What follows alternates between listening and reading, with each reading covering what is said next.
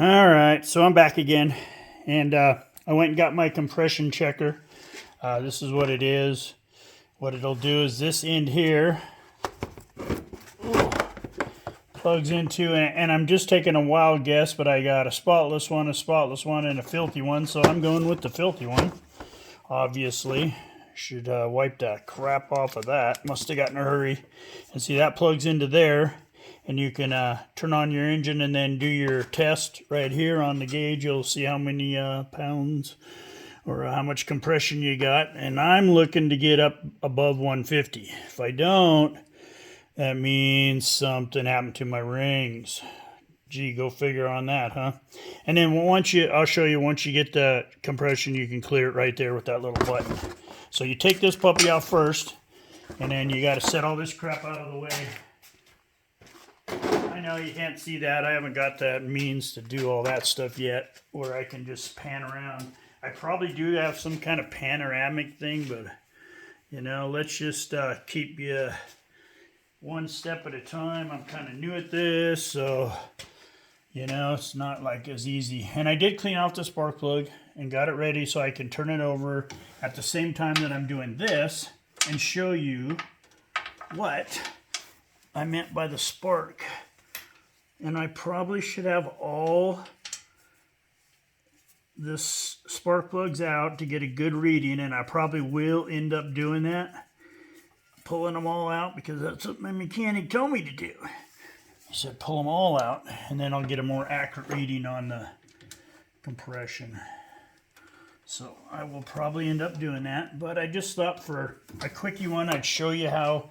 See, I just screwed that in. It just goes in hand tight. It's got a little rubber on it. You can snug it up if you want, but you really don't have to.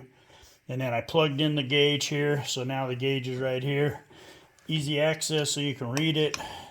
I don't know if you guys can see it or not, but of course it's all tighter. Yeah, I guess can't say that on TV. So this is technically as TV as I ever probably will get. So there we go. So now we can see it when I turn it over. You'll be able to see the spark in there. I got my remote over here. See what this does is this remote is really cool. So I'll go in there, I'll flip the switch on, and then because you have to have spark to see if it's working. And that switch in there will actually run the fuel pump too. And then I'll pull this little button right here and the engine will turn over, theoretically. So anyway, what I'm going to do is go over there, probably bump all my phone and everything and knock it out because it goes across right here. I'm going to run around the back of the truck to come back. It'll be faster, I think. So anyway, you're going to hear some noise. I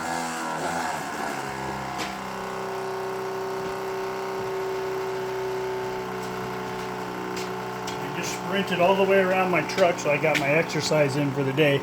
So anyway, I'm going to bump it. Now watch up there really close. Now, if you got a really good friend, you just have them hold that, and you'll know if you're getting spark. There you go. Did you see that big old flash there? There you go. I'm seeing it again. So we know we're getting spark. Right now, compression is not looking very good, so I'm going to go turn off the pump because I don't need the pump on for the actual compression check. It's actually not helping, because there's a good chance it could be pumping fuel already into the cylinder, which will give you a false reading. So what I'm going to do here is pull this off again. Now that we, once we've got that turned off, we don't have to worry about getting electrocuted from the spark plug, which, like I said, if you can got a good friend and he'll hold it for you, you will know if you're getting spark. Coil tends to put out, I don't know, 60,000, something like that, a lot, and it'll let you fly to the moon.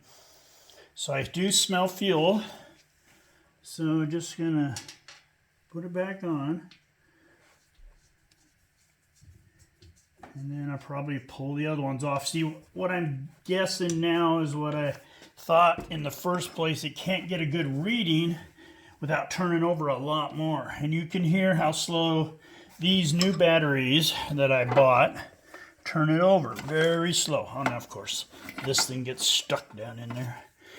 See, this is the stuff I usually cut out, so you know you're not thoroughly bored. But this way you can at least see that, you know, this isn't a perfect process at all. Working on a rig is very time consuming and actually kind of a pain in the butt. I mean, if I was like totally sponsored, I'd be able to pay somebody to do this, but I'm not. Matter of fact, I have zero money, so this is like shoestring budget stuff. So let's turn it over and see if we can get that compression up though.